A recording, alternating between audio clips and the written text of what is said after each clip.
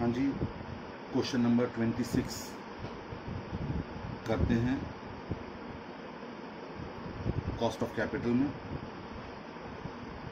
कहता है you are analysing the beta for ABC computers limited and have divided the company into 4 broad business groups with market values and beta for each group. यहाँ पर आपके पास ABC computers limited एक पूरी company है और आप उसका बीटा पता करना चाहते हैं। उसने अपने बिजनेस को 4 अलग अलग ग्रुप्स में बांटा है, main frames, personal computers, software और प्रिंटर्स में। इसमें मार्केट वैल्यू ऑफ इक्विटी दी गई है 100 बिलियन उसने लगा रखा है मेन फ्रेम्स में, 100 बिलियन पर्सनल कंप्यूटर्स में, 50 बिलियन सॉफ्टवेयर में और 150 बिलियन ये प्रिंटर्स में। सबका अलग अलग बीटा भी आपको दिया गया है। अब कहता है ABC computers limited had 50 billion in debt outstanding, यानी कि उसने 50 बिलियन डेट में भी ले रखा है, यानी लोन में भी ले रखा है। क्या रिक्वायर्ड है? Estimate the beta for ABC computers limited as a company. As a company beta limited का कितना होगा, ABC कंपनी का बीटा कितना होगा। And if the treasury bond rate is 7.5%, treasury bond यानी कि लोन है एक तरीके का, वो 7.5% पर अवेलेबल है। Estimate the cost of equity for ABC computers limited. आपको ABC कंप्यूटर्स लिमिटेड की कॉस्ट ऑफ इक्विटी बतानी है। Estimate the cost of equity for each division, हर डिवीजन की कॉस्ट ऑफ इक्विटी निकालनी है। Which cost of equity would you use to value the printer division? The average market risk premium is 8.5%। This is actually the question.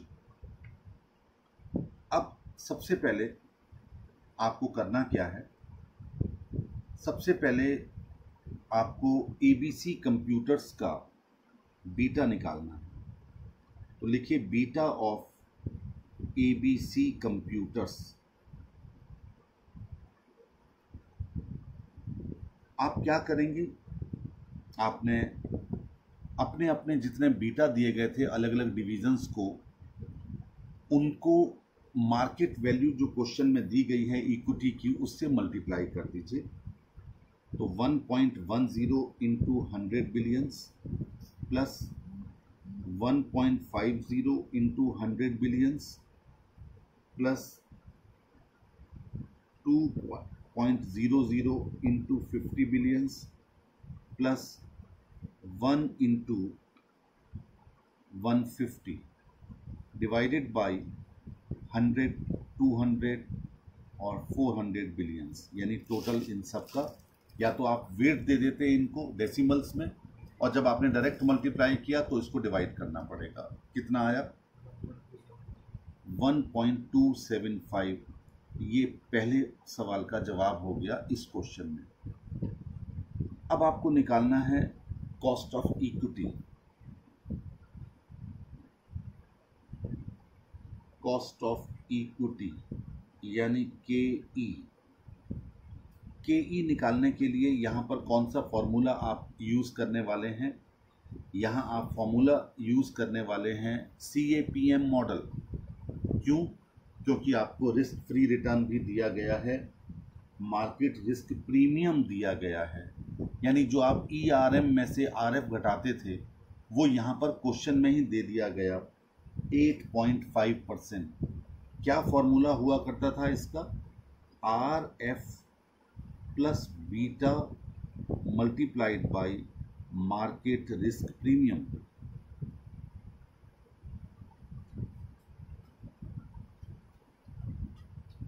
अब RF कितना है? Risk free return. Market में treasury bond rate है। Treasury bond rate वो होते हैं जो सरकार के द्वारा इशू किए जाते हैं, स्वाभाविक रूप से रिस्क फ्री होते हैं। तो ये आपने लिया 7.5% प्लस 1.275 इंटू 8.5%, निकालिए कितना आया। तो 18.34% डाल दीजिए कॉस्ट ऑफ इक्विटी, ये निकल के आ गई पूरे बिजनेस की cost of equity 18.34% under CAPM model. अब आपको सबका अलग अलग निकालना है। मेन फ्रेम्स का अलग, मेन फ्रेम्स की कॉस्ट ऑफ इक्विटी निकालनी है तो कैसे निकालेंगे। रिस्क फ्री वही 7.5% प्लस इस बार बीटा मेन फ्रेम का लेंगे 1.10 मल्टीप्लाइड बाई 8.5%,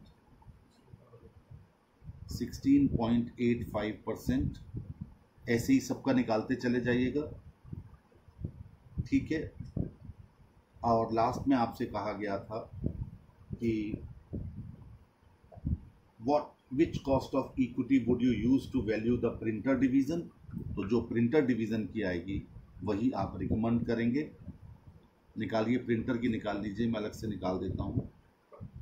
7.5% प्लस 1, क्योंकि इसका बीटा 1 था, इंटू 8.5%, तो ये आ गया 16%। तो आप लिखेंगे लास्ट में to value printer division, to value printer division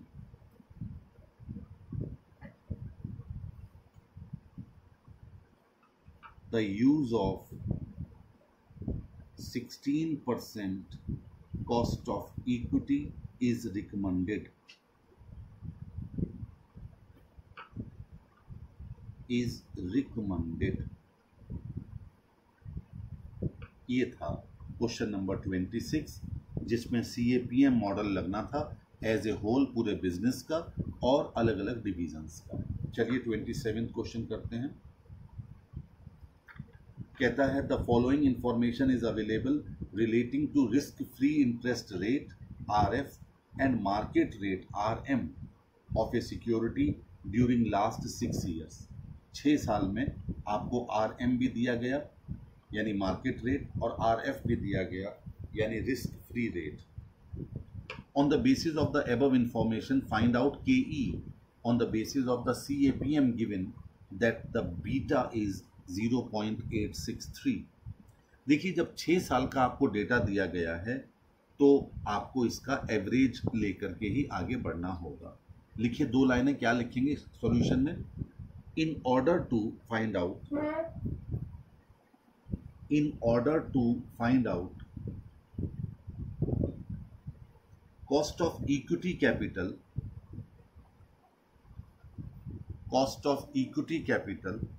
as per CAPM model,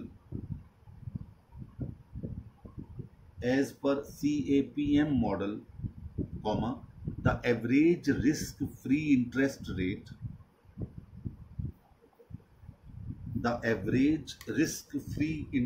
rate, and average market rate of the security are required।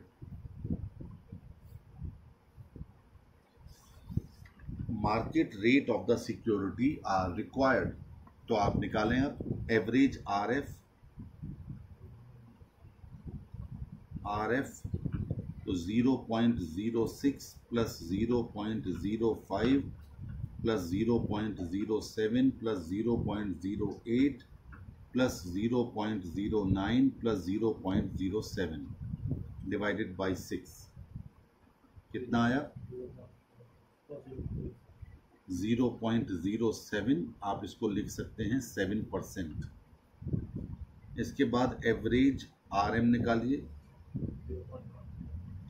0.13 निकल के आ गया तो इसको आप लिख सकते हैं 13%। अब कॉस्ट ऑफ इक्विटी निकाल दीजिएगा, सिंपल 0.07 प्लस बीटा कितना है जी, बीटा है 0.863 ब्रैकेट में। इस बार आपको प्रीमियम नहीं दिया गया तो आप माइनस करेंगे 0.13 माइनस 0.07 क्या आ गया 12.18% मान लीजिएगा। ये था आपका आंसर क्वेश्चन नंबर 27। तो ये वो क्वेश्चंस हैं जो थोड़े से अलग हैं, इसलिए मैं इनको बीच बीच में से करवा रहा हूँ, लेकिन आप समझ सकते हैं कि इन क्वेश्चंस में ऐसा है क्या। क्वेश्चन नंबर 32 आइए, क्या है question? From the following capital structure of a company. चलिए ये क्वेश्चन करते हैं। From the following capital structure of a company calculate the overall cost of capital using book value weight and market value weight. ठीक है, आपको चारों की book value दी गई है, लेकिन एक बात गौर करने की है कि जब मार्केट वैल्यू की बात आई तो वहां पर रिटेन्ड अर्निंग नहीं दिया गया, सिर्फ 90,000 दी गई है। अब यहाँ गौर करने की बात यह है कि मैंने कहा था कि यहाँ पर जो इक्विटी शेयर की मार्केट वैल्यू है उसमें रिजर्व्स एंड सरप्लस ऐड हैं। अब यहाँ पर अगर परसेंटेज दोनों की अलग अलग है तो आप क्या करेंगे कि इस 90,000 को उनकी बुक वैल्यू के प्रपोर्शन में बांट देंगे। अगर रेट सेम होती तो फिर हम 3 का ही निकाल लेते। चलिए क्वेश्चन क्या कहता है? The after tax cost of different sources of finance is as follow. ध्यान रखिएगा, चारों आफ्टर टैक्स ही आपको लेनी पड़ेंगी। ऐसा नहीं करेंगे कि डेट का प्री टैक्स ले लिया और बाद सबका पोस्ट टैक्स ले लिया, गलत हो जाएगा question. Equity share capital 14%, retained earning 13%, preference share capital 10% और डिबेंचर्स 5%। अब यहाँ पर रिटेन्ड अर्निंग्स की कॉस्ट अलग दी गई है, तो फिर आपको इसे अलग करना पड़ेगा। पहला हेडिंग डालिए, statement showing computation of WACC weighted average cost of capital, bracket में लिखिए बुक वैल्यू वेट्स।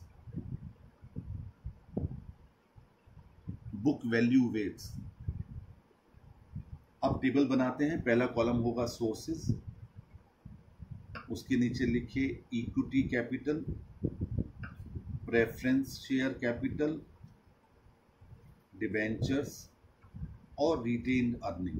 आप जैसे चाहें वैसे लिख लें ऊपर नीचे करके, लेकिन कहीं रेट आपकी गलत ना हो जाए। इसके बाद लिखिए अमाउंट, अगला कॉलम 45,000, प्रेफरेंस शेयर कैपिटल की थी 10,000। देखिए ऊपर नीचे हो जाएगा ना, तो बहुत ध्यान रखिए। बल्कि एग्जाम में जो लिखा है उसी को लिख लीजिए, कोई फर्क नहीं पड़ना ऊपर नीचे लिखने का, आंसर सही निकलना चाहिए। वैसे कायदे में ऊपर इक्विटी आनी चाहिए, number 2 preference, number 3 debenture, number 4 retained earning. Debentures कितने हैं? 30,000 और चौथे नंबर पर है रिटेन्ड अर्निंग 15,000। टोटल कर लीजिए इनका 60, 30, 90 और 1 लाख। अब अगला कॉलम बनाइए वेट का, W 0.45, 0.10, 0.30, 0.15। आप वेट समझ गए होंगे। 45,000 divided by 1 lakh, 10,000 divided by 1 lakh. इसके बाद कॉस्ट ऑफ कैपिटल दी गई थी, इक्विटी की है 14%, इसके बाद प्रेफरेंस शेयर कैपिटल की है 10%, डिबेंचर्स की है 5% और रिटेन्ड अर्निंग की है 13%। आखिरी कॉलम WACC, 14 को मल्टीप्लाई कीजिए 0.45 से, 6.3%, 10 को किया तो ये आ गया 1%, इसकी ये आ गया 1.5 और इसको किया 15 को 0.15 को 13 से 1.95। टोटल कर लीजिए सबका, 3, 5, 8, 9, 17, 7, 8, 9, 10, 10.75।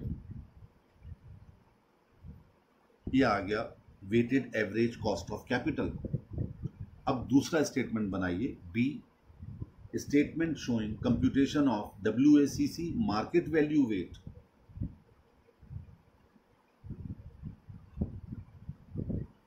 Market value weight, same table बनाइए, इक्विटी कैपिटल। अब इसके साथ रिजर्व्स लिख दीजिए साथ साथ। इक्विटी कैपिटल, रिजर्व्स इसके साथ लिखिएगा, फिर प्रेफरेंस शेयर कैपिटल और डिबेंचर्स। अब देखिए इक्विटी शेयर कैपिटल की मार्केट वैल्यू 90,000 है, और चूंकि दोनों की rate of cost of capital अलग अलग है, 14 और 13%, तो आप क्या करेंगे, इनकी बुक वैल्यू में इसे बांट दीजिए 3:1 के रेशियो में। तो 67,500 आ गया इक्विटी शेयर कैपिटल और 22,500 आ गया reserves. 67,500 and 22,500, 10,000 as it is preference share capital आ गया और डिबेंचर 30,000 आ गया। इन सब का टोटल किया तो ये आ गया 1,30,000। वेट असाइन कर दीजिए इनको।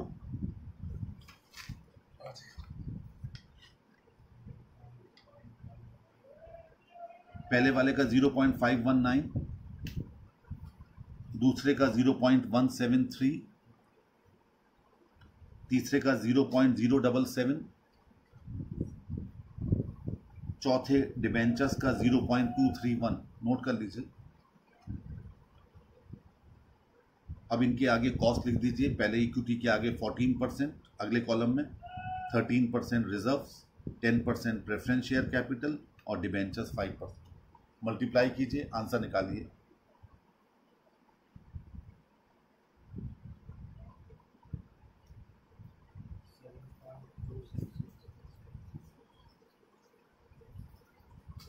मेमोरी में डालते जाइए जिससे कि एंड में बराबर आ जाए एक ही बार में। फिर एक बार चेक भी कर लीजिए एग्जाम में।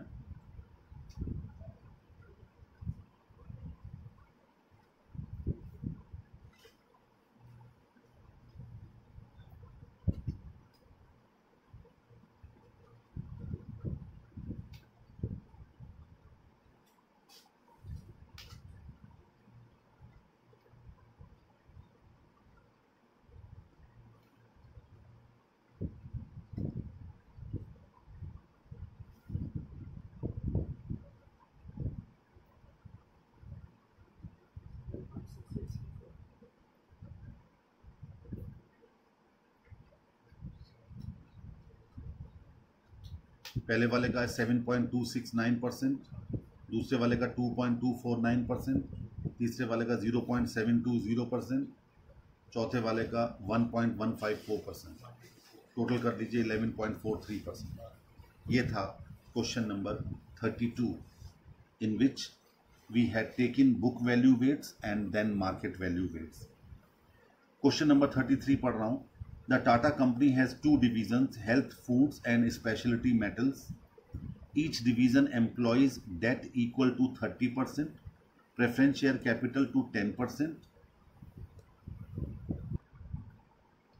चलिए ये क्वेश्चन आपकी बुक में है नहीं। अगला वाला था the following is the capital structures of Simmons company limited as on 31/12/1998। Date आगे पीछे हो सकती है, मेरे पास अपनी पुरानी बुक है।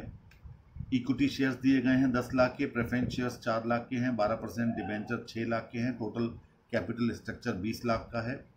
The market price of the companies equity shares is 110 and it is expected that A dividend of 10 पर share would be declared for the year 1998।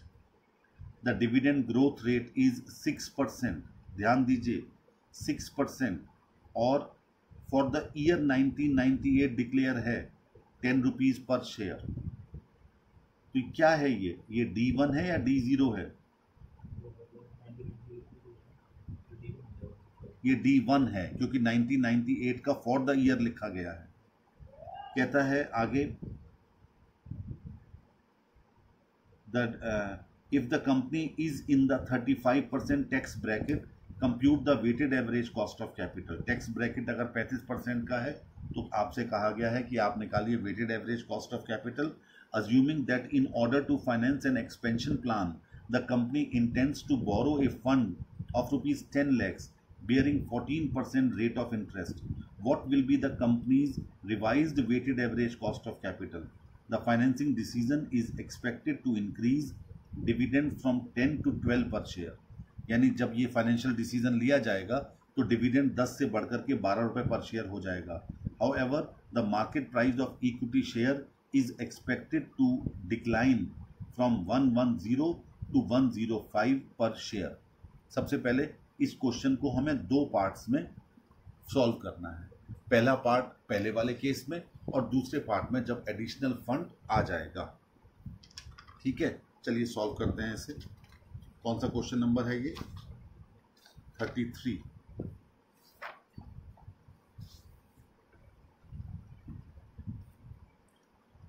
Question number 33। चलिए सबसे पहले हम निकालते हैं cost of equity, KE। Formula कौन सा लगना है? Dividend growth, dividend yield plus growth method, यानी D1 upon P0 plus G। D1 question में दिया गया था 10 और उस वक्त मार्केट प्राइस था 110 प्लस 0.06, कितना आया?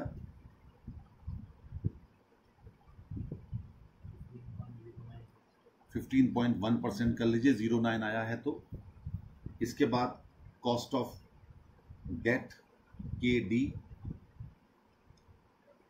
अब इसमें कुछ कहा नहीं गया कि प्रेफरेंस शेयर्स जो 100 रुपये का दिया गया है, ठीक है, और इक्विटी या डिबेंचर्स नहीं दिया गया, तो हम मान लेते हैं कि 100 रुपये का है। नहीं मानते तो हम पूरा पूरा ले लेंगे, चिंता मत कीजिए। कैसे ले लेंगे? देखिए, 6 लाख का हमारा टोटल कैपिटल थी डिबेंचर्स की, 12% इस पर इंटरेस्ट पे कर रहे हैं, तो आई के नाम पर ले लीजिए 72,000, पूरा ले लीजिए। अगर सिंगल होता तो हम 12 रुपये ले लेते इंटरेस्ट के नाम पर, 100 रुपये होता तो। और 1 माइनस ब्रैकेट था 0.35 का, टैक्स ब्रैकेट 35% का, तो 1 minus T divided by 6 lakhs। निकालिए कितना आया?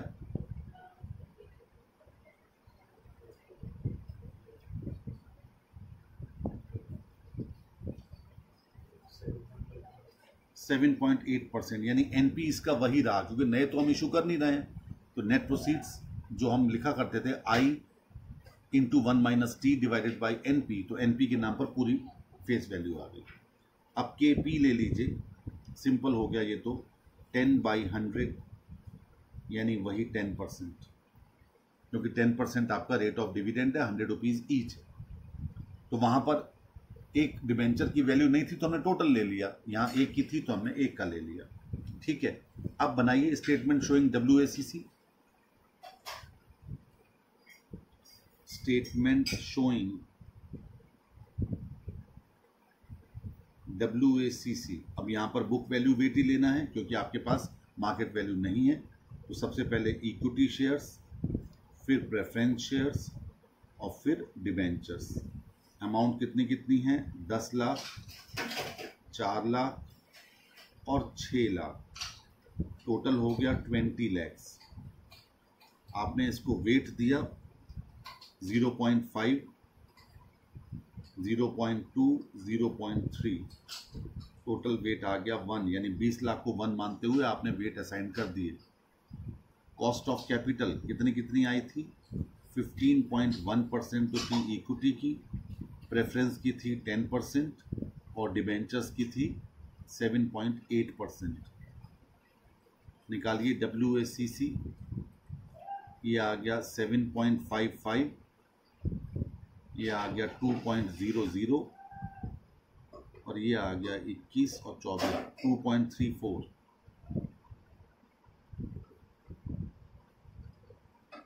%11.89 ये निकल के आ गया WACC पहले वाले केस में। अब दूसरे वाले केस में उसने कहा, क्या कहा कि डिविडेंड बढ़ जाएगा 10 से 12 और हमारा जो मार्केट प्राइस शेयर का है वो 110 से घट करके 105 पर आ जाएगा। तो आप cost of equity second case में नहीं निकाल लीजिए। कॉस्ट ऑफ इक्विटी क्या निकलेगी इस बार? 12 डिवाइडेड बाई 105 प्लस ग्रोथ वही 0.06, कितना आया? 17.43। 17.43। एग्जाम में बस यही कैलकुलेशन पर ध्यान रखना, आता हुआ क्वेश्चन कहीं गलत मत लेके आना। इसके बाद cost of preference share capital तो वही 10% ही रहेगी, उसमें कोई चेंज आया नहीं। अब कॉस्ट ऑफ डेट ले लीजिए। कॉस्ट ऑफ डेट यहाँ पर 12% वाले जो डिबेंचर्स थे उसकी तो वही रहेगी, उसमें तो कोई चेंज नहीं आएगा। लेकिन 14% वाले डिबेंचर्स जो आप इशू कर रहे हैं उसकी अलग आएगी। कैसे अलग आएगी? आपने एक्सपेंशन के लिए कितना लोन लिया है? 10 लाख का, और 14% इस पर आपको इंटरेस्ट पे करना है। तो 1,40,000 ब्रैकेट में 1 माइनस 0.35 डिवाइडेड बाई 10 लाख।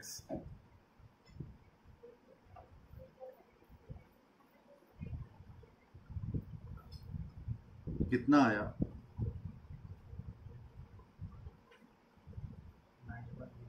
9.1%। अब फिर एक बार स्टेटमेंट बनाएंगे, टेबल बनाएंगे। इस बार equity share, preference share, 12% debentures and 14% debentures, यानी 4 हो गए आपके सोर्सेज।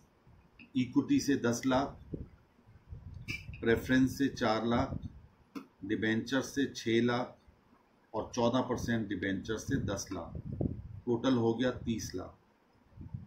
वेट दे दीजिए 0.33, 0.13, 0.20 और 0.33। ठीक हो गया। कॉस्ट लिखिए। इक्विटी की आई थी नई वाली 17.43%, प्रेफरेंस की वही 10%, 12% डिबेंचर्स की वही 7.8%, 14% की आपने निकाली 9.1%। अब निकाल लीजिए WACC।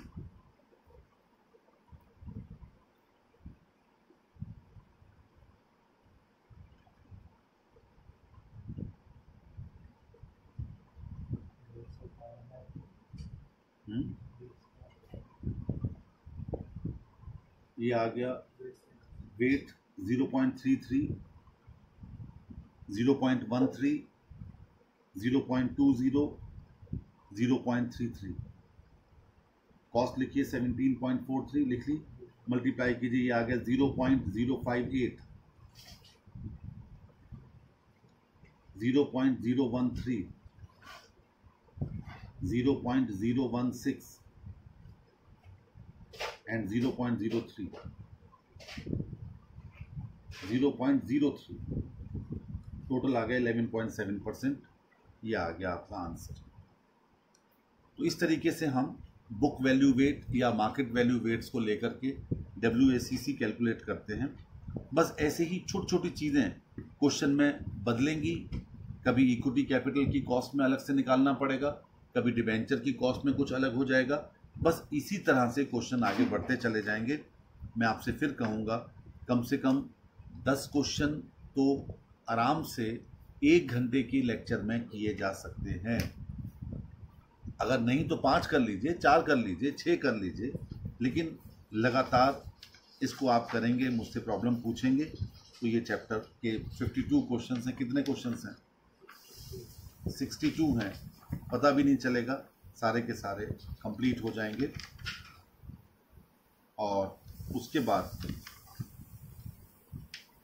हम लोग कैपिटल स्ट्रक्चर, मेरा ख्याल अगले ही लेक्चर में कैपिटल स्ट्रक्चर शुरू कर देंगे। उसके बाद आप लोग साथ साथ प्रैक्टिस करते रहिएगा, जिससे सिलेबस आगे बढ़े। That's all.